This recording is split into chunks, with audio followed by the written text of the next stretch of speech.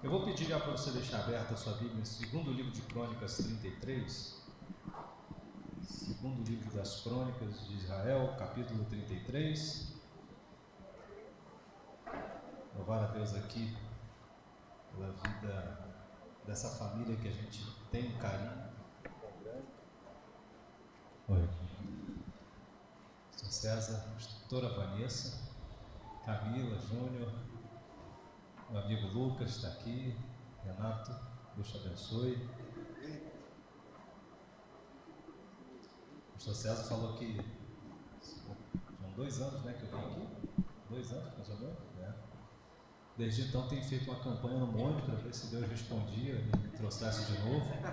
Deus respondeu, glória a Deus, né? Fiz um sacrifício, né? E aqui estamos de novo, glória a Deus. Deixa eu fazer um ato bem espiritual aqui agora. Só uma vez que eu vou fazer isso, fala para o irmão que está do seu lado assim: meu amigo. Fala a verdade assim: meu amigo, meu irmão. Não é que você emagreceu mesmo?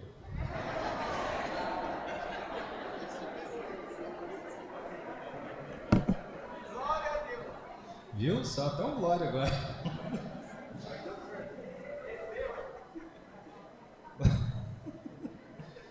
E se vocês estiverem por ali, pela região da Moca, passa lá e toma um café com a gente, tá? A gente está ali naquela região central. Vai ser um prazer recebê-los, né? Vocês que são ovelhas e amigos do meu amigo Pastor César. Pastor César foi um sujeito muito importante para mim aqui em São Paulo, essa família. Quero dar um testemunho aqui, porque desde que eu cheguei, vai fazer 6 anos que eu estou aqui em São Paulo, né? Quase isso, 5 anos e pouquinho, quase 6. E não conhecia muita gente, né? Vim do Rio e tal, fiquei naquela região ali de Santana de Parnaíba, Barueri. E aí, pelas conexões do Lucas também, né? A gente acabou se conhecendo e foi uma família que abraçou a gente, né? Quando a gente não conhecia ninguém. Os momentos assim mais complicados que a gente passou aqui, principalmente esse ano, sempre teve presente ali nos momentos mais duros. Então, eu dou um testemunho de amizade, de homem de Deus, foi alguém que Deus colocou e apresentou para a gente, né? Então, glória a Deus pela tua vida, meu amigo. Deus te abençoe. Gente, eu vou usar 2 textos aqui, tá? Para a gente trabalhar. É complicado a gente ficar indo de um lado para o outro, mas eu queria que você entendesse que a gente vai construir em cima de 2 textos, que é o segundo livro de Crônicas 33, vou pedir para você deixar nele, e a gente também trabalha bastante o segundo livro dos Reis, capítulo 20. Eu, há uns 2 anos atrás... Oi? Esse aqui é melhor? Obrigado. Oi. Há uns 2 anos atrás, mais ou menos, eu fiz uma sequência de mensagens que comecei a estudar sobre os reis de Israel e desde então a gente fez lá na igreja várias mensagens. Eu estava ontem à noite, chegamos de madrugada, né, de uma série de compromissos, estava pensando sobre o que pregar hoje, e essa mensagem veio ao meu coração, né, bem na madrugada. Eu acordei com ela na mente, e eu gostaria de compartilhar a história de um dos reis, e eu creio que vai te abençoar aqui também. E o rei é o rei Manassés. A gente vai falar alguma coisa sobre este rei, tá bom? Então, nós vamos trabalhar o segundo livro de Crônicas 33, eu peço que você deixar ela aí aberta, tá? Lembrando que essa história, ela mescla entre reis e crônicas, então é uma colcha de retalho que a gente vai juntando para criar um raciocínio, tá? Então, vamos lá. Segundo livro das Crônicas, capítulo 33, diz assim: tinha Manassés 12 anos de idade, quando começou a reinar. E 55 anos reinou em Jerusalém. Fez o que era mau aos olhos do Senhor, conforme as abominações dos gentios que o Senhor expulsara de diante dos filhos de Israel. E tornou a edificar os altos que Ezequias, seu pai, tinha derrubado. Levantou altares aos Baalins, fez postes sagrados e prostrou diante do todo o exército dos céus e os serviu. Edificou altares na casa do Senhor, da qual o Senhor tinha dito: em Jerusalém estará o meu nome eternamente. Em ambos os átrios do templo do Senhor edificou altares a todo o exército dos céus. Sacrificou seus filhos passando pelo fogo no falho do Vilho do Inom. Praticou feitiçaria, adivinhações, bruxaria, consultou médios e adivinhos, fez muito mal aos olhos do Senhor, provocando a ira. Pois a imagem de escultura do ídolo que tinha feito no templo de Deus, da qual Deus tinha dito a Davi e a Salomão seu filho, neste templo e em Jerusalém, que escolhi de todas as tribos de Israel, porei o meu nome para sempre. Nunca mais removerei o pé de Israel da terra que destinei aos vossos pais, se tão somente tiverem cuidado de fazer tudo que lhes ordenei. Toda a lei, os estatutos e os juízos dados por intermédio de Moisés. Manassés, porém, fez errar Judá e os moradores de Jerusalém, de modo que fizeram pior do que as nações que o Senhor tinha destruído de diante dos filhos de Israel. Falou o Senhor a Manassés e a seu povo, porém não deram ouvidos. Pelo que o Senhor trouxe sobre eles os comandantes do exército do rei da Síria, os quais prenderam a Manassés, colocaram um gancho no seu nariz, amarraram com cadeira de bronze e o levaram para a Babilônia. E em sua angústia ele suplicou ao Senhor seu Deus e humilhou-se perante o Deus de seus pais. Amém. Glória a Deus. Gente, a história de Manassés, na minha opinião, é uma das mais bonitas, né? Uma das mais ricas de todos os reis.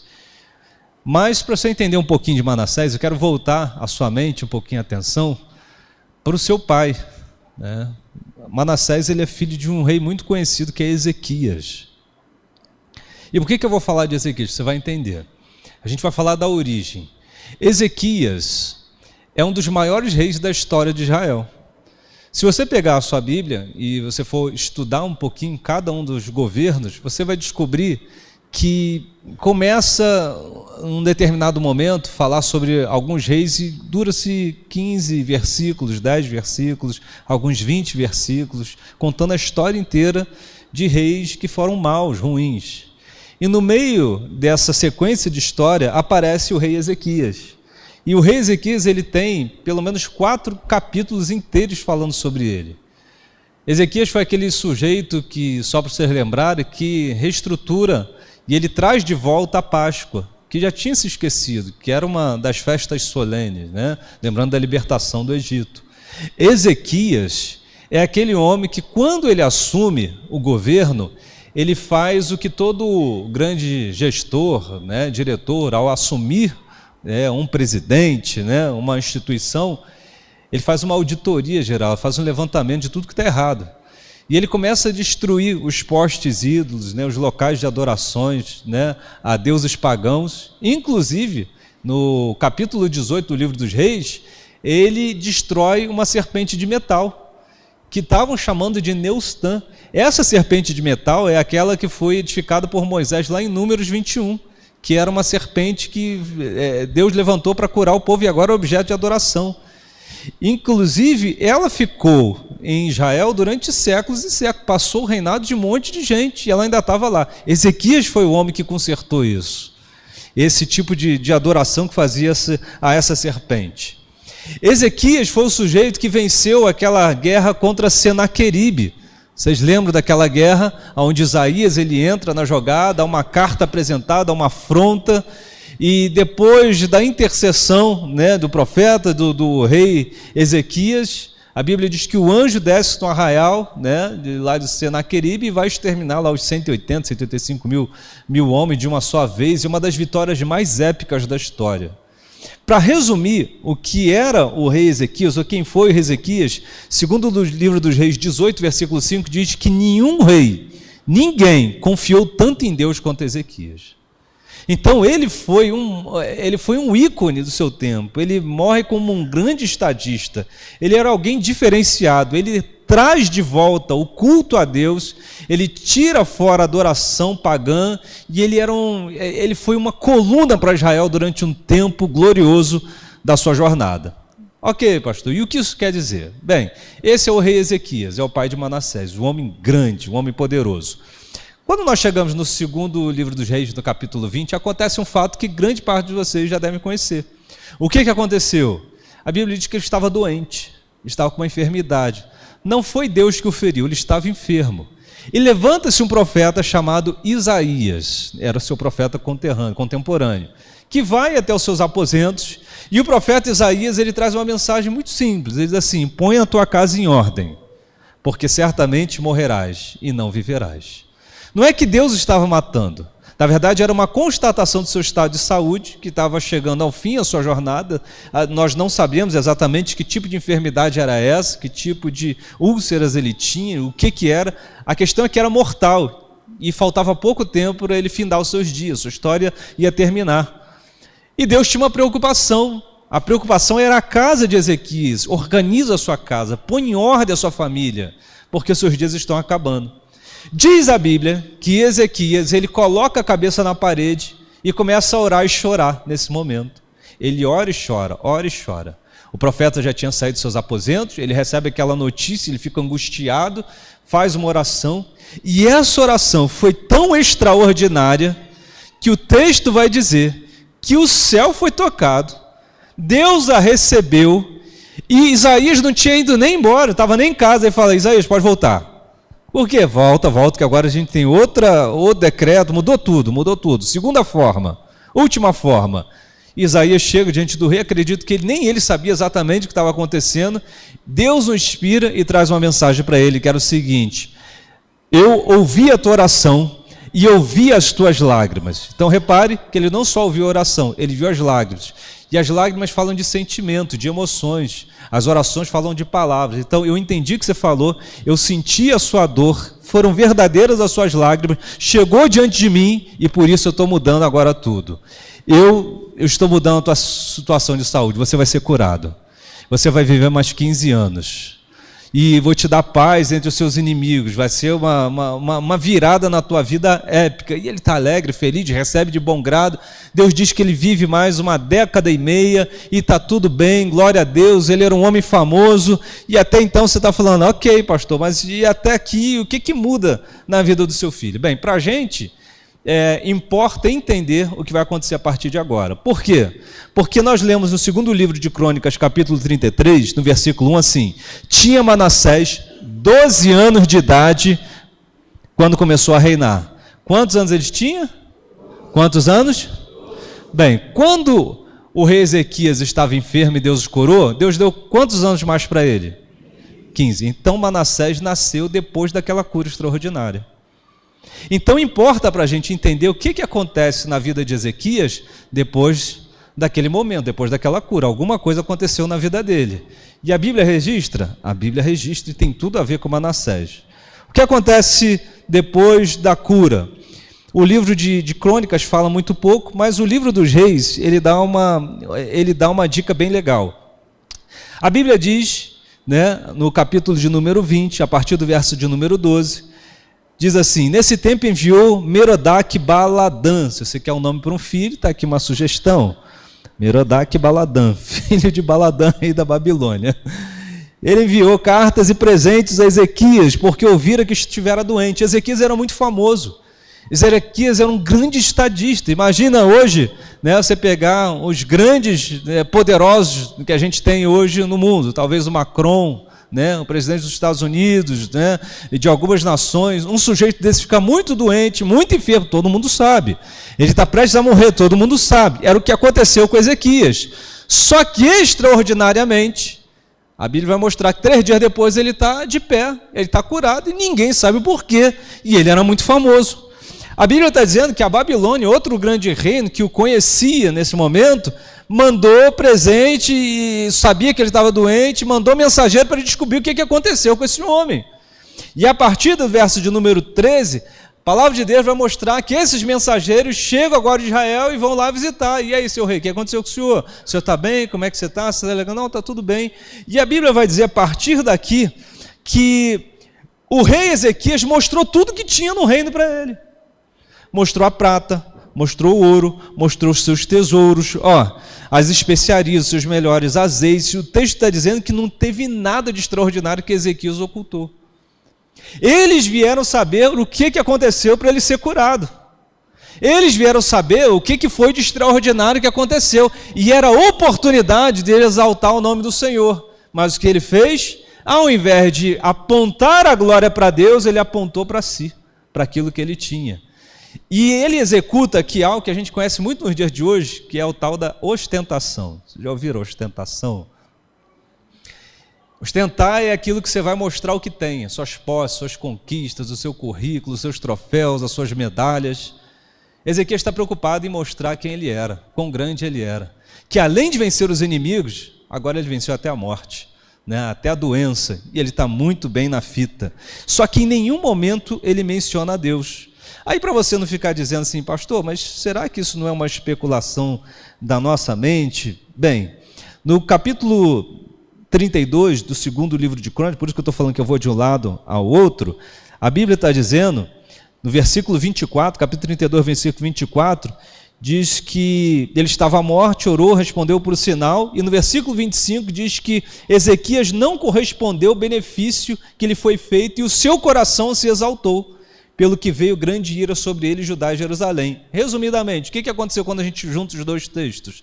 Ele foi curado, as pessoas vieram saber o que aconteceu, quando chegaram diante dele, ele mostra tudo que tem, ele mostra o seu glamour, mostra as suas conquistas, ele não glorifica a Deus, ele exalta o seu coração, e a tal da soberba para Deus é uma das piores coisas que você pode fazer. É aquilo, você recebeu uma benção, foi curado, e quando alguém vai te visitar, vai falar, e aí rapaz, Deus virou a tua vida, como é que foi? Não, é porque eu sou bom mesmo, é porque eu estudei, é porque eu conquistei, é porque eu fiz, é porque... Aí Deus, foi você? Tá bom. Nesse contexto, esse grande homem de Deus, né, que era Ezequias até então, né, exaltando seu coração, feliz, com tantas conquistas, ele recebe mais uma vez uma visita. E a visita é a visita do profeta. Mais uma vez o profeta vai até ele. E esse registro chega no segundo livro dos Reis, capítulo 20, a partir do verso de número 16. O profeta Isaías chega diante de Ezequias e fala assim, tudo bem, tudo bem? Você recebeu alguma visita? Recebi. O que essa visita fez? Nada, ele veio querer saber de como é que eu estava, das coisas. O que você fez? Rapaz, eu mostrei tudo para eles. Não teve nada que eu não tivesse mostrado. Coisa nenhuma, versículo 15, que eu não tivesse mostrado. Aí o versículo 16 diz assim, então disse Isaías a Ezequias, ouve a palavra do Senhor. Vem dias em que tudo que houver em teu palácio, e os teus pais entesouraram até o dia de hoje, será levado para a Babilônia. Não ficará coisa alguma, disse o Senhor. Ou seja, tudo que você conquistou, teus pais conquistaram, tudo isso que você está se exaltando, que é teu, vocês vão perder tudo. Agora, olha o versículo 18, diz assim, e até mesmo os teus filhos que descenderem de ti, que tu gerastes, tomarão para que sejam eunucos no palácio do rei da Babilônia. O que ele está dizendo? Sabe, os teus filhos vão ser castrados, vão ser levados cativos, a tua geração vai ser destruída. E vão lá para a Babilônia. Agora vamos pensar aqui, meus irmãos. Ezequias é aquele homem que quando Deus falou que ele estava no final da vida, o que ele fez? Vocês lembram? Ele botou a cara na parede. Ele orou e chorou. Por quê? Porque o tempo dele estava acabando. E ele desesperado, ele incomoda a Deus. Ele ora, ele chora, ele desespera, ele grita, ele clama. Agora Deus visita através do mesmo profeta, falando, não, vai acontecer com os teus filhos, com a sua geração, vão destruir a próxima geração, teu filho vai ser castrado. Bem, se Ezequias é esse homem da oração, do choro, da lágrima, o que você imagina que ele vai fazer a partir de agora? Ele vai botar a cabeça na parede, porque eu já sei como é que resolve isso. Quando vem uma profecia, quando vem uma palavra dessa, eu sei como é que eu faço, eu sei como é que eu dobro o joelho, eu tenho experiência no clamor, eu sei como é que eu mexo nessa área, eu sei me prostrar, eu sei me dobrar diante de Deus. É isso que ele faz? Não. Versículo 19, diz assim, então disse Ezequias a Isaías, boa é esta palavra. Nossa, que profecia maravilhosa, seu Isaías. Eu gostei, que bênção. E aí ele diz o porquê. Pois pensava, não haverá paz e segurança nos meus dias? O que ele está dizendo? É comigo? Não, não é comigo? Então, lasque-se para quem for. Eu corri atrás do meu prejuízo. Eu fiz o que tinha que fazer. Eu derrotei exércitos inimigos. Eu fui um homem de posição. Eu fui crente. Agora meu filho que se vire. Meus filhos que façam o que tiverem que fazer. meus filhos que vivam a vida deles, e eles que corram atrás do prejuízo. Então é esse contexto, e é esse pai que vai gerar um menino chamado Manassés. É nesse momento que é gerada e é criada uma criança para assumir o governo. É esse menino, nesta casa, que Deus já tinha dito que era desajustado, desorganizado, desordenado, sabe-se lá Deus o que era essa família. É nessa casa que esse menino é criado e agora ele vai assumir o trono. E o garoto que recebe, o menino que vai para frente agora, olha, capítulo 33 de Crônicas, diz assim: e tinha Manassés 12 anos de idade quando começou a reinar. 55 anos reinou e fez o que era mal aos olhos do Senhor. A gente já viu o pai que às vezes é relaxado, pode não ter tempo, pode não ter recurso, pode não ter muita coisa, mas aqui é um claro caso de desprezo para com o filho, para com a sua prole, para com a sua geração. A gente está vendo um estadista condecorado, um homem aclamado pela história, um homem que era idolatrado pela nação, um homem que era um referencial de governante, de homem piedoso, justo, homem de Deus, mas que da porta de dentro para casa, esse homem era um demônio. E não tinha nada de grande homem de Deus. E talvez essa criança ficava olhando ali, poxa, meu pai lá fora, ele organizou tudo. Meu pai lá fora organizou o altar. Meu pai lá fora, ele destruiu o que estava todo errado e construiu o que tinha que construir. Mas aqui dentro as coisas continuam desorganizadas. Dentro de casa está tudo uma bagunça. É esse que é o homem que vocês estão batendo palma? É esse o estadista que todo mundo... Não, eu conheço ele na essência. Vocês conhecem a figura do rei Ezequias. Eu conheço o pai Ezequias. E esse menino nessa casa que agora está assumindo o trono. E agora faz sentido o que o versículo 2 diz. E ele fez o que era mal aos olhos do Senhor. Me parecendo um adolescente revoltado. Essa criança que começa agora. E vamos ler o que ele faz aqui. Olha o versículo de número 3. Ele torna a edificar os altos que Ezequias, seu pai, tinha derrubado. Olha o que ele faz no versículo 4. Ele edifica altares na casa do Senhor. Versículo de número 5. Em ambos os atos do templo edificou altares ao Senhor, ao exército dos céus. Sabe o que ele fez? Ele simplesmente ele assume o trono. Imagina que é uma igreja. Domingo que vem você chega na igreja, ela está toda de vermelha. Ela tem altares. Ela começa a ter ídolos, começa a ter escultura. Fala, não, agora a gente vai adorar essa imagem aqui. Não, agora a gente vai ter essa prática aqui. Não, agora a gente vai fazer essas coisas ligado ao ocultismo. Versículo de número 6, ele sacrifica os seus filhos, né, no Vale do Filho do Inom. Ele pratica feitiçaria, adivinhação, bruxaria, consulta médio e adivinho. Não é que ele se afastou de Deus. Não é como outros deuses, não é outros reis que enamoraram de mulheres cananeias e aí ele foi atrás de outros deuses. Não é alguém que se afastou do Senhor, não é alguém que estava frio, não. Ele vai a graus mais baixos.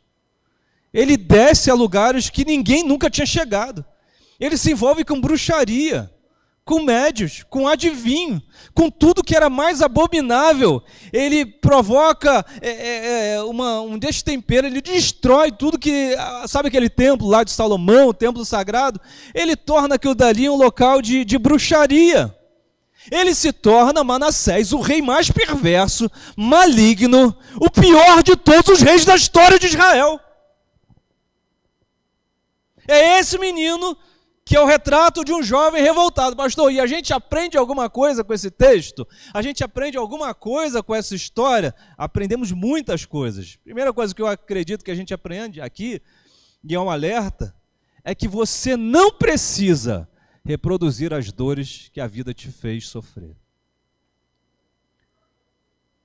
Manassés me ensina que eu tenho que tomar um grande cuidado para não reproduzir dores que a vida me fez sentir ou sofrer. O versículo de número 6 diz que ele sacrificou seus filhos passando pelo fogo no vale do filho do Inom. Sabe o que era isso? Era um local que tinha uma caldeira, aí Jeremias fala sobre isso, né? Está lá em Jeremias 32. Era um local onde sacrificavam-se crianças a Moloque. Ele não sacrificou uma criança, ele sacrificou seu próprio filho. Ele pegou os filhos das suas entranhas e ele falou, vou matar. O que ele fez? Meu pai me desprezou? Eu sou um menino que é deixado de lado? Ele não estava nem aí? Se a minha geração vai morrer? Legal, também não estou nem aí para a próxima. Você já viu aquele tipo de pessoa? Eu passei por isso, ele vai passar também. Eu sofri quando era mais novo, você vai sofrer também para aprender.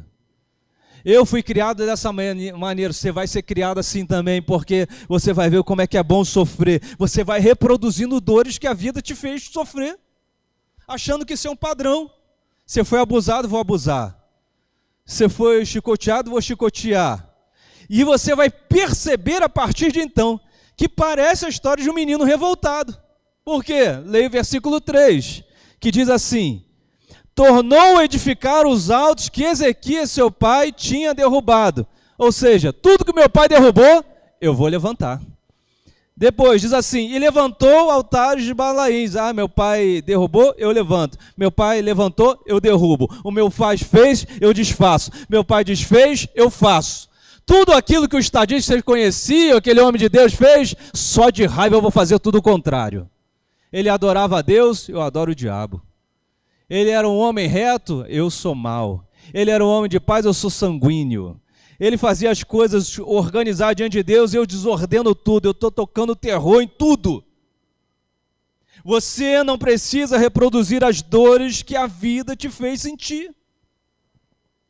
Porque talvez alguém aqui tenha visto de um lar em que os pais eram violentos. Talvez alguém veio de um lar desajustado.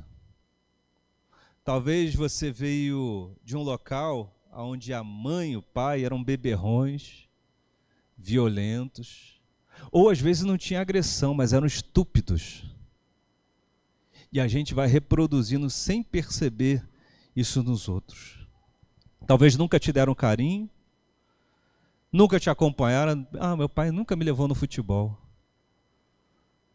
Ah, os meus pais nunca foram ver a minha apresentação na escola. Nunca sentaram comigo no pé da cama para perguntar como é que eu estava. Eu vivi uma vida assim, desse jeito. Por que eu vou fazer diferente? Você não precisa fazer isso com os outros. Você não precisa descontar nos inocentes. Por quê? Porque Deus te chamou para ser diferente. Deus te chamou para viver uma vida diferente.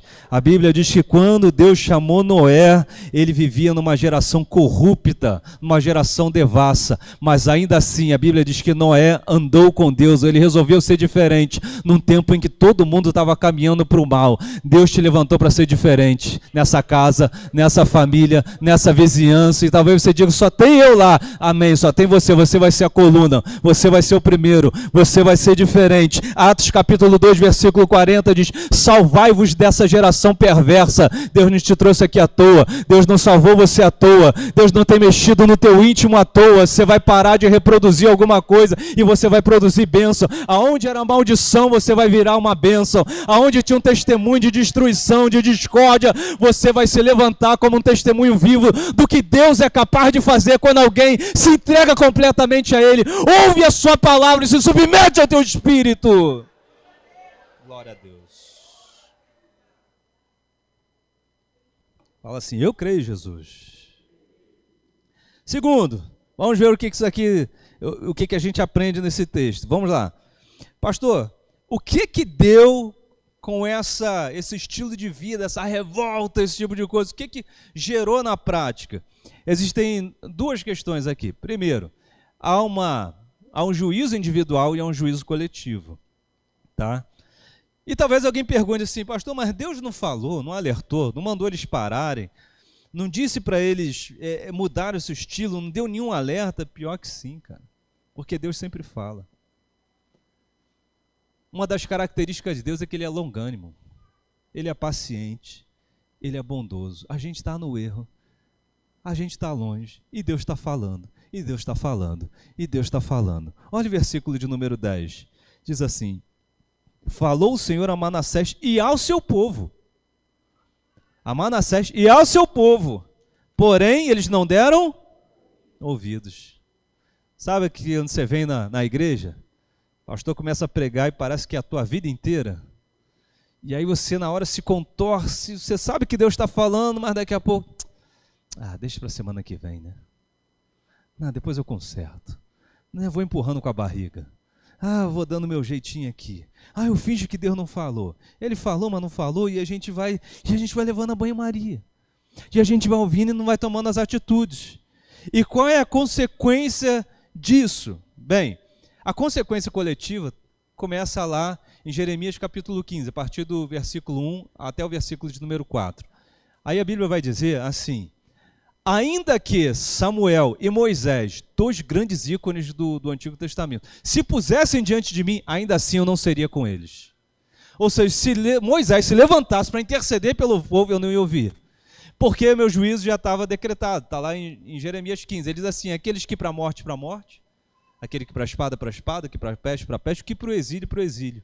E ele diz assim: o exílio e o cativeiro babilônico já está decretado para eles. E diz no versículo 4, por quê? Diz assim: por causa de Manassés, filho de Ezequias. O que eles fizeram foi tão ruim, o que Manassés fez tão ruim, que ele falou: aqui é o ponto final, para vocês não tem mais jeito, vocês cruzaram uma linha que não tem mais jeito. Vocês serão capturados. Esse era o problema coletivo. Por quê? Porque às vezes a gente pensa assim: não, mas fulano é o cabeça. O fulano, o sujeito lá que é o cabeça. Não tem nada a ver não, eu gosto dele, eu ando com ele, mas não tem nada a ver com ele. Na Bíblia, normalmente, quem acompanha, quem está fazendo coisa errada é o mesmo castigo. Satanás e seus anjos. A gente fala de Coré, Datã e Abirão, mas olha, dá uma olhada de quem morre com eles. As famílias vão junto. Então, quem está junto com quem está armando contra as coisas de Deus, para quem está se rebelando, fazendo coisa errada, o juízo é tão perverso, é tão ruim quanto a pessoa que lidera. Na nossa cabeça, não, mas não tem nada a ver não, é o sujeito, eu estou ali, mas não fui eu, né, eu não sou o cabeça, eu não sou o mandante. Vai todo mundo junto no juízo, tá? No juízo de Deus é quem está junto ali. Você tem aqui Manassés, que é o cabeça da história, que está fazendo todo mundo errar, mas ninguém se levantou e falou: não, comigo não. Não, eu não entro nessa. Não, eu não vou. Lembra lá de Elias, né? Quando ele fala assim que ele não se dobrou, Deus fala: tem mais 7.000 que não se dobraram. Porque você pode fazer uma escolha. A consequência para eles aqui é o cativeiro, segundo Jeremias. Agora, qual era a consequência para Manassés, que fez tudo isso? Vamos lá? Versículo de número 11. Pelo que o Senhor trouxe sobre eles os comandantes dos exércitos do rei da Síria, os quais prenderam Manassés, colocaram um gancho no seu nariz, amarraram em cadeira de bronze e o levaram para a Babilônia. Ele foi preso, ele foi exilado, ele está capturado, subjugado, e é interessante que ele está com espinho. Em algumas versões, o gancho no nariz. Ele foi enganchado, amarrado, foi tripudiado e humilhado, e está numa nação agora estrangeira. Chegou o juízo de Deus para a vida dele. É que às vezes a gente pensa que o juízo não chega, né? E que Deus olha: tá bom, mas uma hora é um ponto final, uma hora a conta chega, uma hora Deus diz aqui, daqui para frente não vai mais. O que a gente aprende com isso? Eu aprendo o seguinte: que a nossa revolta, a sua revolta, a minha revolta, ainda que justificada, vai gerar consequência. Porque às vezes a gente pensa assim: estou revoltado, mas é que tu não sabe a minha história, o que fizeram comigo. Eu estou fazendo isso, mas se eu te contar o porquê, tu vai até me dar razão. Eu estou aqui agindo dessa maneira, mas deixa eu te contar aqui um lado que você não conhece. A sua revolta, ainda que justificada, vai te gerar severas consequências. Os bares estão cheios de gente, repleto de razão, que foram traídos em algum momento, estão descontando no seu fígado, no vício. A Cracolândia está cheia de gente aí que tem uma história trágica de revolta. Se você ouvir, você vai ficar revoltado contra ele, mas ele descontou no seu corpo, em substâncias químicas. A cadeia deve estar cheia de gente. Se você fizer uma entrevista e alguém vai te falar assim: rapaz, eu fiz isso porque atentaram contra mim, contra a minha honra, e eu fui lá, e aí eu revidei, e hoje eu estou aqui preso e tal, porque num ato de fúria eu cometi. Ele está lá encarcerado e preso. Os cemitérios estão cheios de gente assim, a fila do emprego está cheia de gente, porque eu não levo desaforo para casa, e é assim mesmo, e eu fui lá e peitei, e agora estou procurando emprego, e a gente está cheio de gente com razão e sofrendo. Está cheio de gente que vai contar uma história que vai te fazer triste, você vai descer uma lágrima, mas a consequência vai vir. É por isso que a Bíblia diz, ireis, mas não pequeis. É normal que você ire, é humano que você ire. Tem hora que você vai ficar revoltado, e é normal. Esse negócio de não, a gente não ira, a gente é homem de Deus e não sei o que, tá bom. Aí tu acorda de manhã, tá indo no banheiro, você dá aquela topada com o dedo mindinho na quina da cama, e você que é muito crente vai falar, glória a Deus, uai, manda mais, papai, né? Fala sério. A gente é humano, temos emoções, mas você não pode extravasar essas emoções para o seu bel prazer num ato de fúria. Por isso que a Bíblia não, você vai olhar na criminologia, tem lá o crime passional. A pessoa faz debaixo de uma forte emoção, mas não deixa de ser crime. Esse homem está revoltado, mas agora ele tá preso. Esse homem está revoltado e agora ele está distante. Fala sério, quantas vezes você já não viu isso? O sujeito estava na igreja de jeitinho, feliz, com Deus ali, crente. Aí daqui a pouco está fora, sumiu da igreja, tu vai visitar ele. Mas por que você está longe? Você não sabe, rapaz, meu aniversário, ninguém falou comigo. Não, foi lá outro dia na igreja, ali ninguém apertou a minha mão. Fiquei esperando uma visita.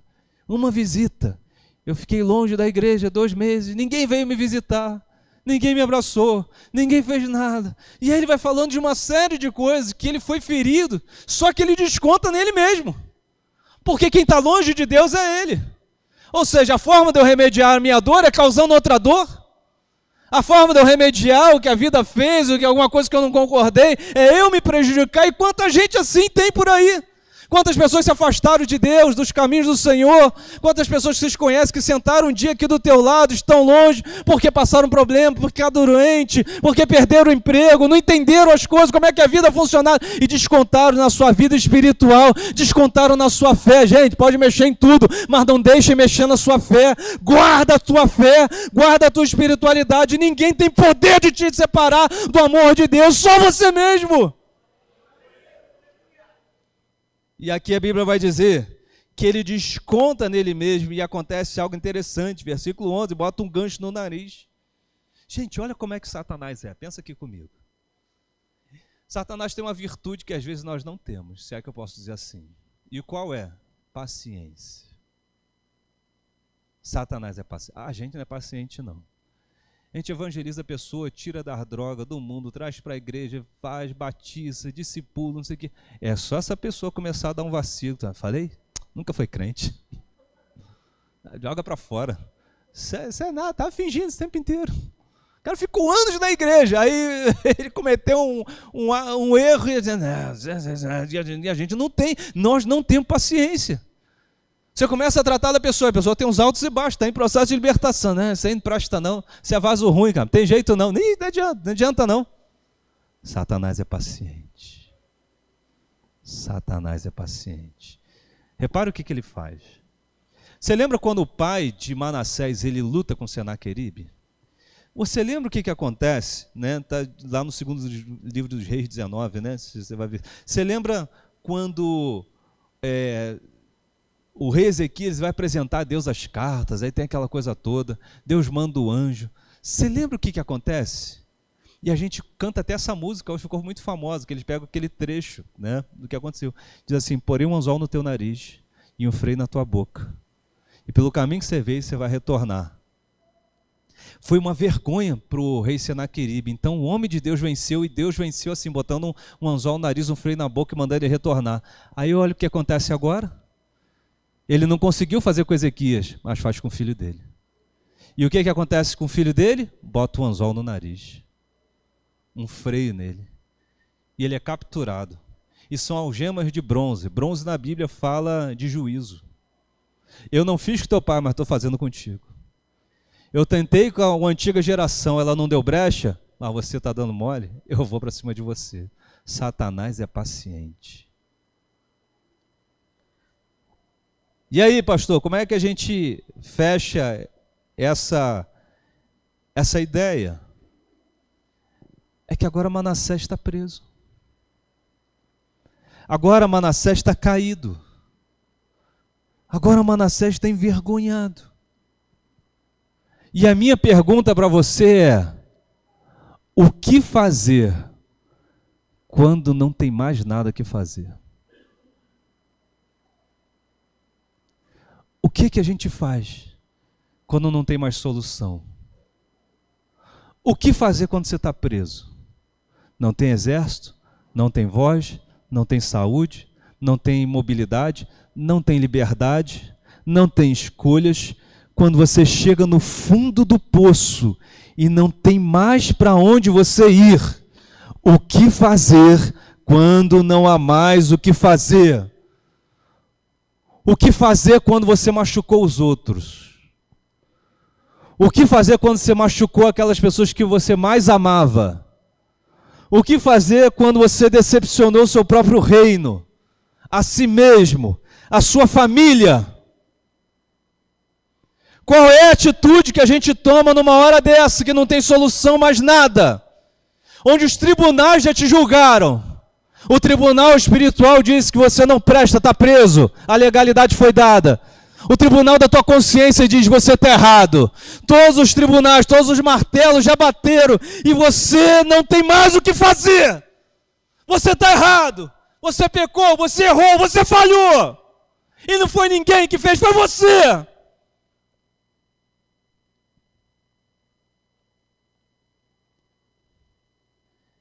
Irmãos, nessa hora, nós lemos o versículo de número 12. Alguém já esteve no fundo do poço? Alguém já chegou numa situação que falou: agora é o fim.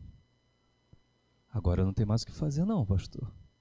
Eu estou vindo aqui, mas, cara, de verdade, daqui não tem o que fazer. Humanamente, é impossível, não tem mais o que fazer. Versículo 12 diz: em sua angústia, ele suplicou ao Senhor.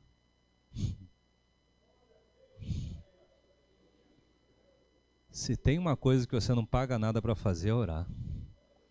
Se tem um negócio que você não precisa ir para o templo, para o monte, para um local, você tem que ir para a Terra Santa e virar para a Meca, é orar e se humilhar diante de Deus. E o texto diz que em sua angústia ele suplicou ao Senhor. Ele não suplicou a Deus na sua alegria. Ele não suplicou a Deus quando estava tudo bem. Ele não suplicou a Deus quando estava, em vento e poupa e estava tudo dando certo, ele pecando, errando e não veio juízo. Não. Em sua angústia ele suplicou ao Senhor. E às vezes a nossa angústia vai ser o nosso maior momento de lucidez. Às vezes é quando dói que a gente acorda.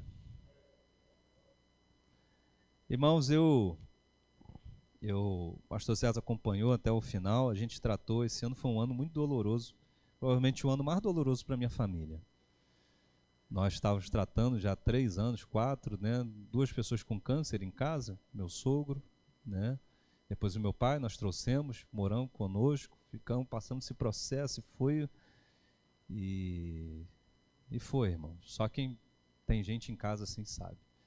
E eu me lembro que no final, já no finalzinho da vida do pai, ele já bem mal, ele não ia para a igreja, porque estava com bolsa, já não estava andando, enfim, estava muito debilitado. Depois ele acabou que não levantava, não só andava mais, já não levantava da cama.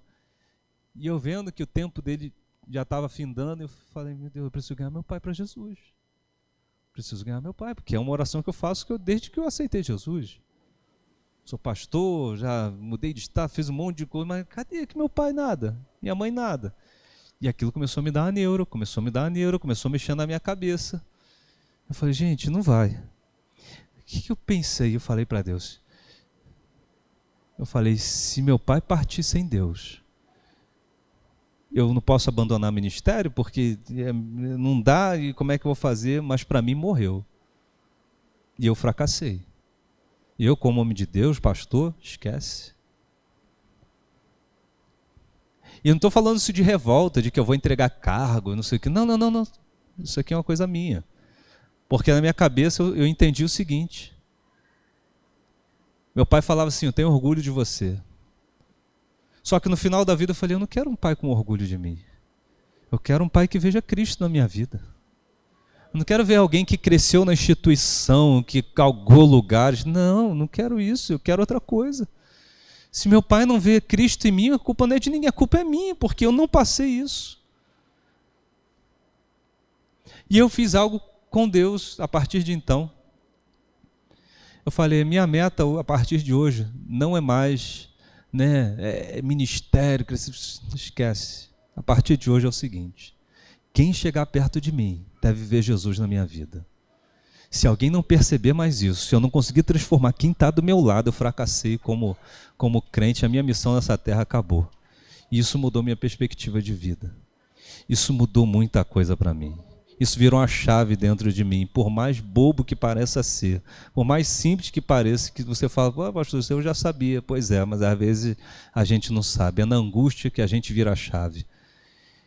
Foi na angústia que eu comecei a entender, eu não quero saber de números, de nada. Quando as coisas passam a parar de fazer sentido para a gente, de tamanho de igreja, de quantidade, quando tudo isso passa a ser bobeira para a gente, parece que Deus fala assim, agora você está preparado, toma na tua mão aí, porque para você não faz mais diferença. Na sua angústia, ele orou ao Senhor. Na sua angústia caiu a ficha. E a Bíblia diz que ele não só ora, mas a Bíblia diz que ele suplica e se humilha perante o Deus dos seus pais.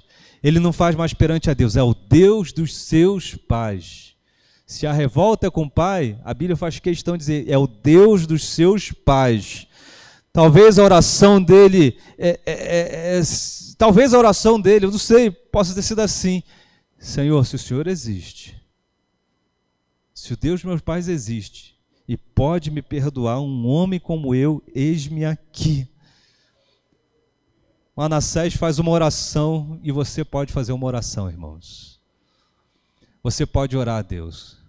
Você pode dobrar o teu joelho em casa, aqui na igreja, agora, e falar assim, Deus, muda a minha história. Deus não precisa de um mega evento. Deus não precisa de pregador famoso, de cantor. Deus não precisa de um dia extraordinário. Deus só precisa de um coração quebrantado, que se aproxime diante de Deus e queira viver uma nova vida. Talvez esse homem diz assim para Deus, talvez a oração e o pensamento dele e o que ele falou era o seguinte, talvez meu pai não tenha sido tão bom para mim. Talvez a vida não tenha sido tão boa para mim. Talvez a minha infância não tenha sido tão feliz. Mas a conclusão é, Deus não tem nada a ver com isso.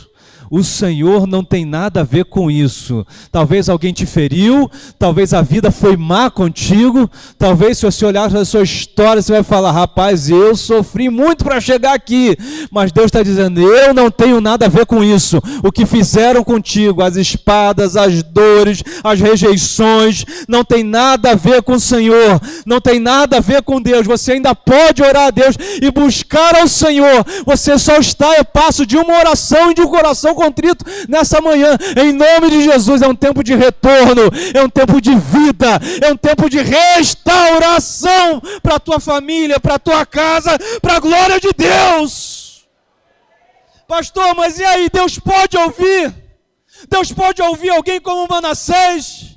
Deus pode ouvir alguém que as mãos estão sujas, embebedadas de sangue, onde o seu próprio filho morreu, onde a família foi destruída, onde a nação caiu no erro. Deus ouve a oração de um ignorante, de um estúpido, de um mau como esse, porque é bonito falar de alguém que errou de forma simples. Talvez Deus ouça alguém que veio aqui e se arrependeu, que fez uma besteirinha, mas o que eu fiz é muito grave, eu cruzei uma linha. Diz a Bíblia, buscai ao Senhor enquanto se pode achar, invocai-o enquanto está perto. E quando eu acho que cruzei essa linha, e quando eu acho que Deus não me ouve, e quando eu acho que não tem mais jeito, e a minha vida, Senhor, e as minhas mãos,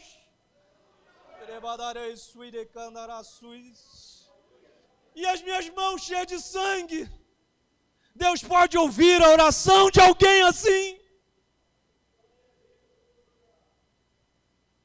Aí eu conto uma história. Lucas capítulo 15, Jesus diz, um pai tinha 2 filhos. Tudo bem. Morando em casa, com tudo bom do melhor. E um dia um fala assim, me dá minha parte da herança. Eu vou viver minha vida.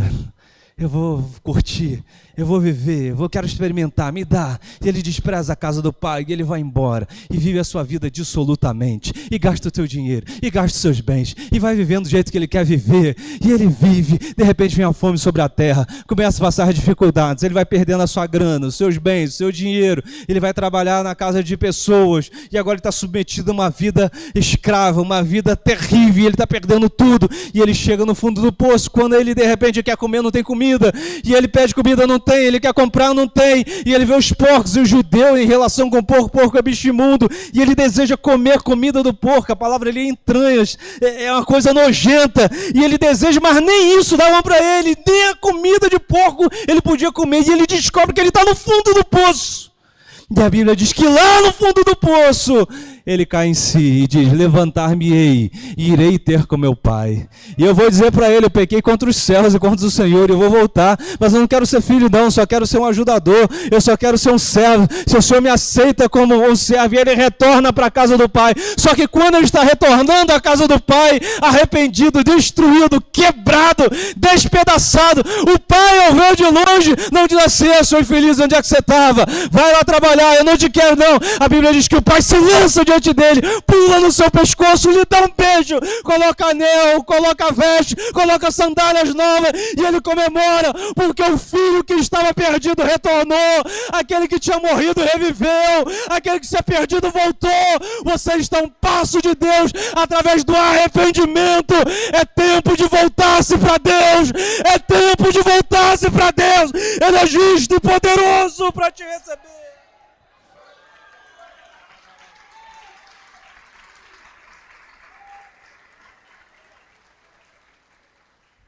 Porque aonde abundou o pecado, superabundou a graça de Deus. Aonde você errou, aonde foi o local da maldição, vai ser lugar da honra, da dupla honra. Há um Deus misericordioso e bondoso, há um Deus que escreve novas histórias nessa manhã, há um Deus que está falando, muda essa rota, para de pensar só em dinheiro, para de pensar só em você mesmo, você não percebe que eu tenho algo maior e algo na tua vida. Em nome de Jesus, volta o teu coração para Deus, retorne para o Senhor. Você sabe de onde saiu, você sabe o que já Deus fez contigo, você sabe qual é o projeto de Deus, você sabe qual é o plano, você sabe de tudo isso, mas você resiste, você é como Paulo, e Deus diz, dura coisa é recalcitrar-se contra os aguilhões de Deus. Volte-se para Deus, volte-se para Deus.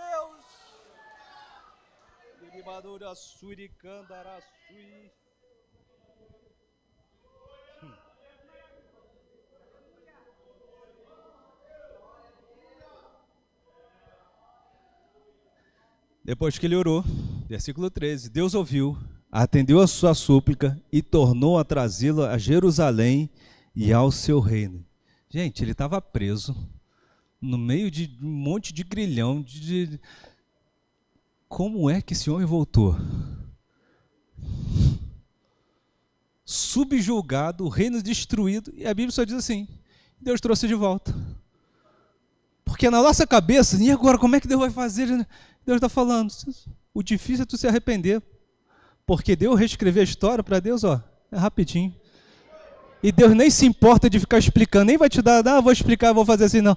Deus só quer saber o seguinte, você tem coragem para orar ao Senhor? Você tem coragem para voltar o teu coração a Deus? Você tem coragem para voltar aos seus princípios? Você tem coragem de fazer aquilo que é certo? Se você tem coragem, o que Deus vai fazer é muito rápido, é muito fácil, e é no estalar de dedos que Deus vai trazer de volta tudo e vai restabelecer a sua vida e a bênção de Deus na sua casa. Quantos estão comigo? Dá um glória a Deus aí.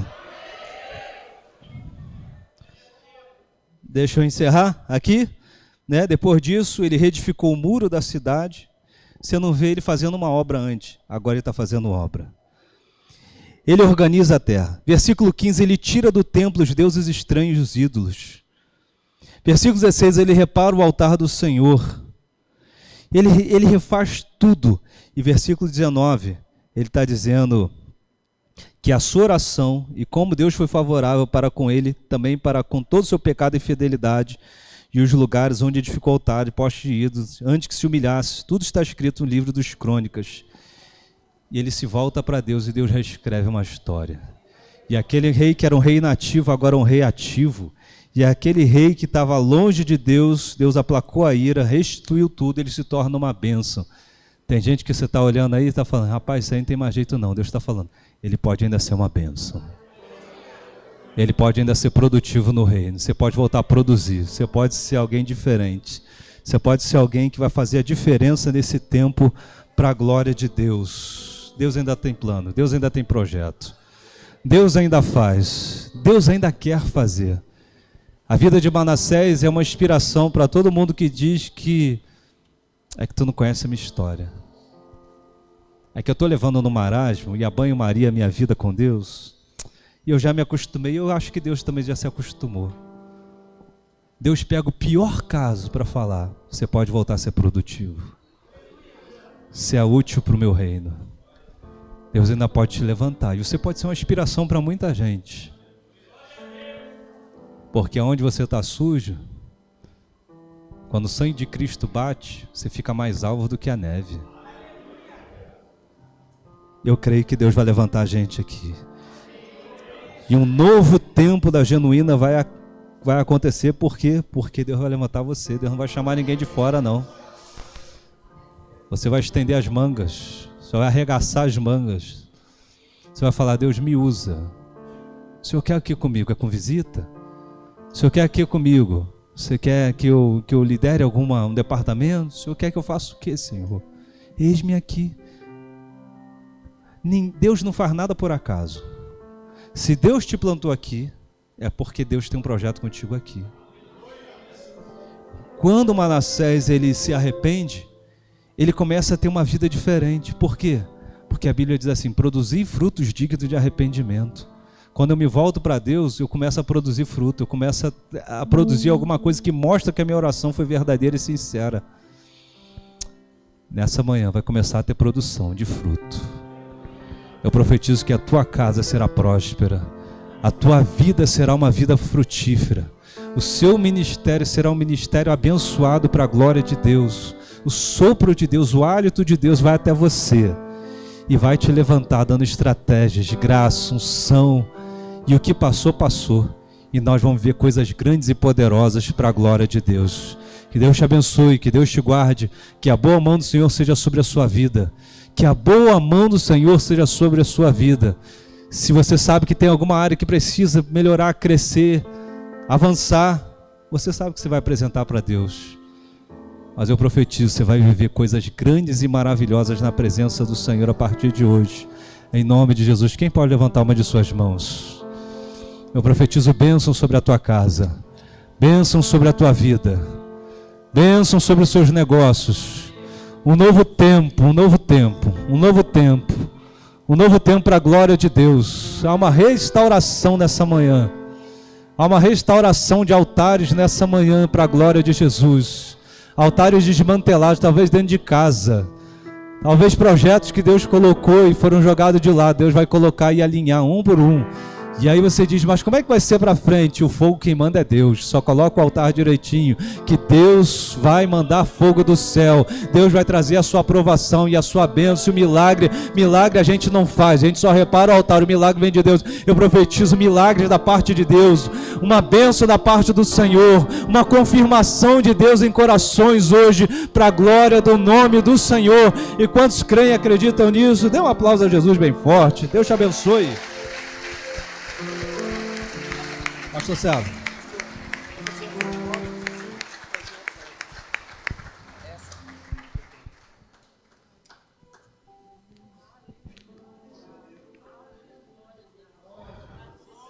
Como o Senhor falou essa manhã, usando a vida do pastor Henrique, glória a Deus por isso. E se você foi impactado com essa palavra, foi impactada com essa mensagem, e não pode sair daqui sem fazer essa oração aí, que o Manassés fez e que mudou tudo, eu vou aqui quebrar o protocolo, vou fazer esse apelo, e talvez seja esse momento que você precisa com o seu Deus, de dobrar o seu joelho e fazer essa oração.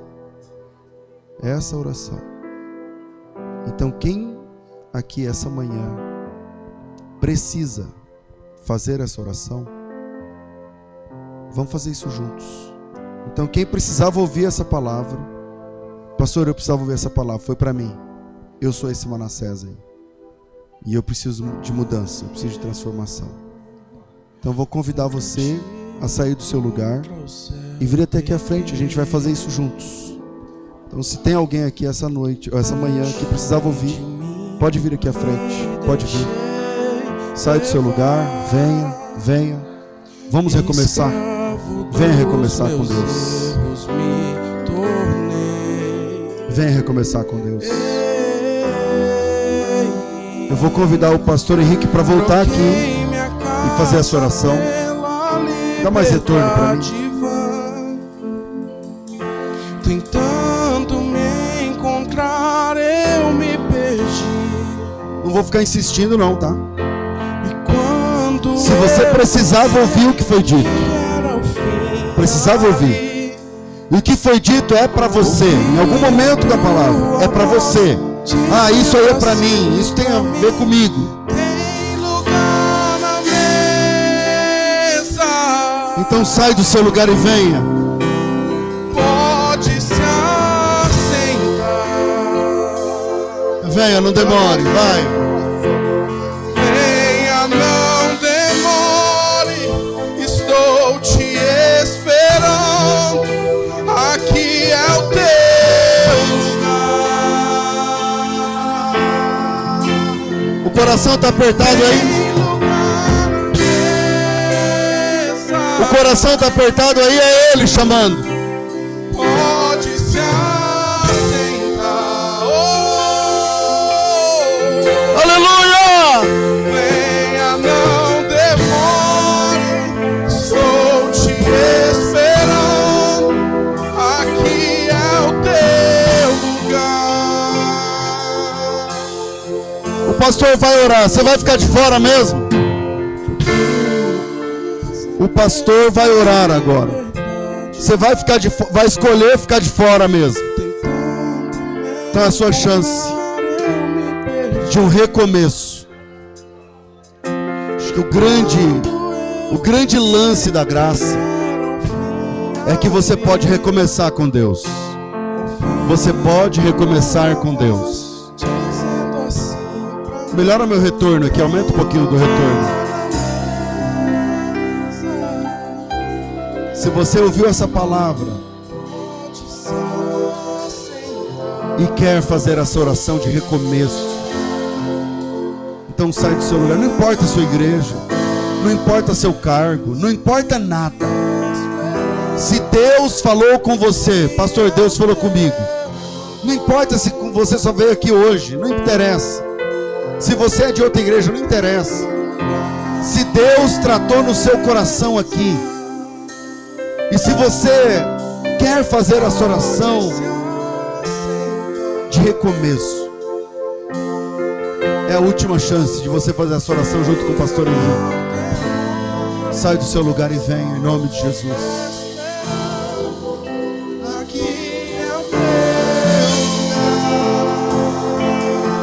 Tem lugar, tem lugar. Tem lugar na mesa. Pode se assentar. Pode chorar, não tem problema. Pode chorar, fala com ele. Conversa com ele. Demore não. Estou te esperando. Aqui é o teu lugar.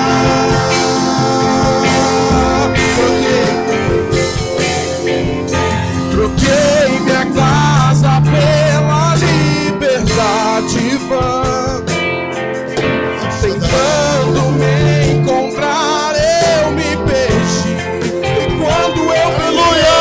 E quando eu É lindo o que Deus está fazendo agora, é lindo. vim ali, ouvi a tua voz dizendo assim pra mim: tem lugar na mesa. Pode se assentar. Venha.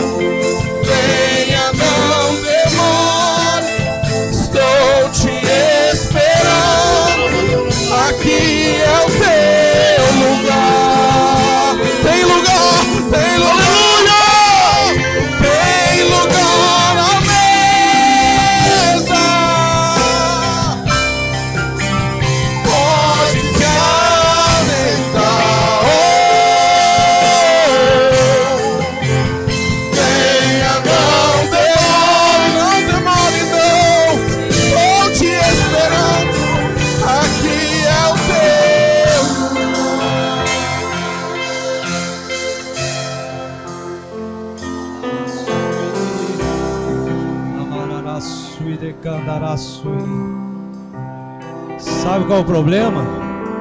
É que você está dizendo assim: eu estou assim porque fui traída. Eu fui traída. Traíram a minha confiança, minha amizade, o relacionamento, isso me deixou assim. E essas prisões estão te afugentando. Essas prisões, essas correntes estão te prendendo emocionalmente, ministerialmente. Essa corrente está te destruindo. Mas hoje eu declaro uma palavra de libertação. Essa manhã é uma manhã de libertação. Estava orando aqui e o que vem ao meu coração é isso. É como se tiver... Manassés, ele sai de que maneira? Cadeias quebradas. Deus está quebrando grilhões e cadeias aqui de bronze, de juízo. Juízo da tua mente, juízo dentro de casa, juízo de relacionamento. É uma cadeia sendo quebrada. Eu oro por libertação nessa manhã.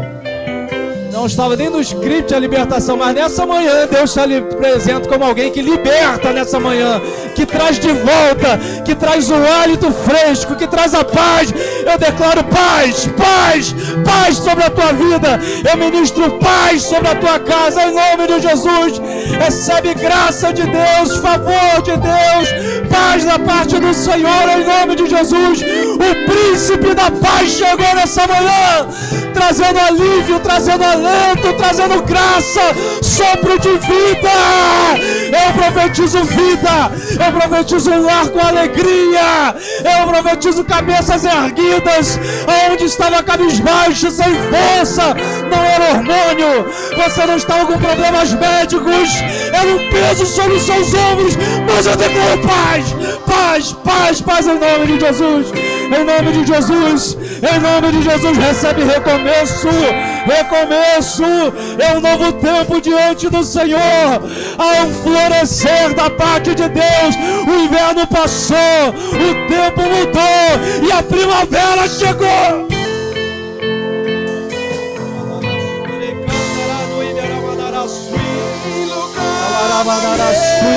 Pode falar em línguas em nome de Jesus. Fale em línguas em nome de Jesus, seja cheio. Tem uma experiência com Deus aqui agora. A glória da segunda casa será maior do que a da primeira. A glória da você vai sair daqui cheio de Deus. Se Deus quiser, vai derramar agora dons espirituais, graça, poder, unção sobre a tua vida. Recebe renovo, renovo, renovo, renovo. Tem lugar na mesa. Em nome de Jesus. Pode se assentar. Senhor, em nome de Jesus, Venha, não em nome de Jesus, livra, quebra cadeias, estou te grilhões, esperando. desfaz sentenças, ó Deus. Aqui é o teu. Escreve, Senhor, histórias. Cada pessoa ajoelhada aqui tem uma história.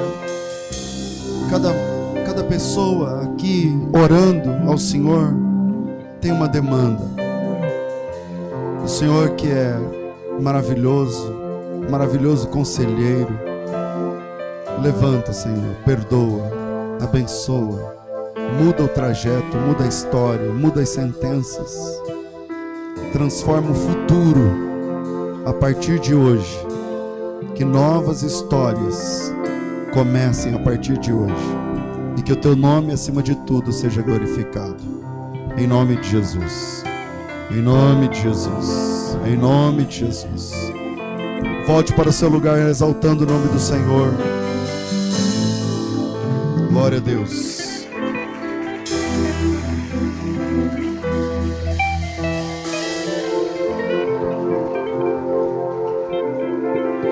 Glória a Deus.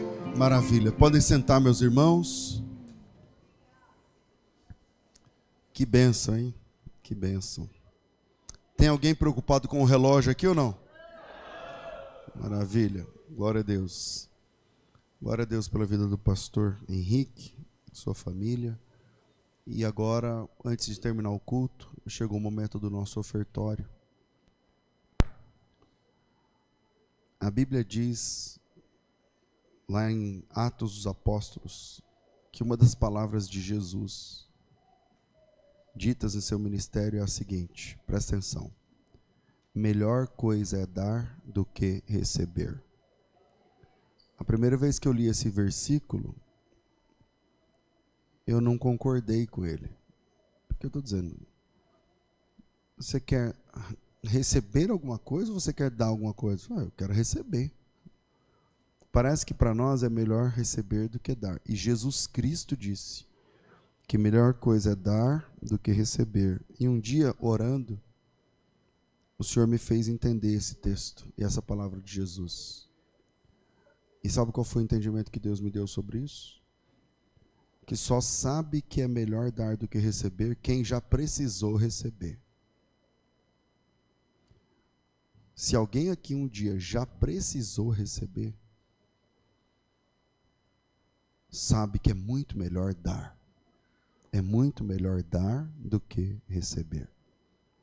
E quem disse isso? Jesus Cristo. Mas quando você pergunta para alguém, você quer dar ou receber? Não, eu quero receber. É porque não precisou receber de verdade. Pastor, uma cesta básica custa R$100 e tantos. Beleza. É melhor dar uma cesta básica ou receber uma cesta básica? É melhor dar a cesta básica. É melhor dar. Ganhar um carro é muito legal, eu já ganhei. Mas é melhor dar um carro do que ganhar um carro. Você está entendendo a profundidade dessa palavra de Jesus? Agora é a hora do ofertório. Alguns entendem que vão fazer isso com um percentual específico do que receberam. Outros entendem que é liberal, é livre. Outros têm votos com Deus. Fizeram algum tipo de voto sobre isso. Seja o que for. O apóstolo Paulo, ao falar do ofertório, ele diz que cada um contribua segundo propôs no seu coração, com liberalidade.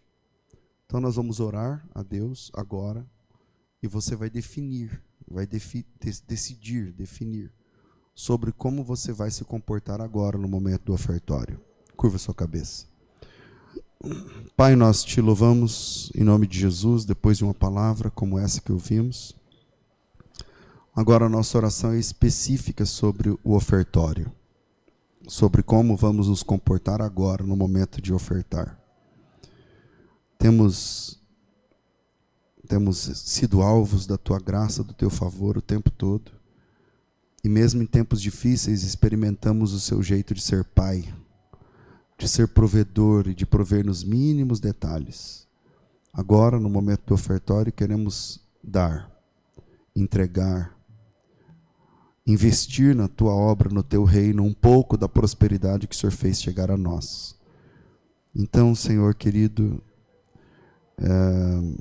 que teu Espírito Santo esclareça no coração, na mente do meu irmão e da minha irmã que está orando agora, sobre como deve se comportar no momento do ofertório. Recebe, Senhor, as ofertas, aqueles que preferem dízimos, aqueles que darão agora valores específicos, porque tem votos contigo.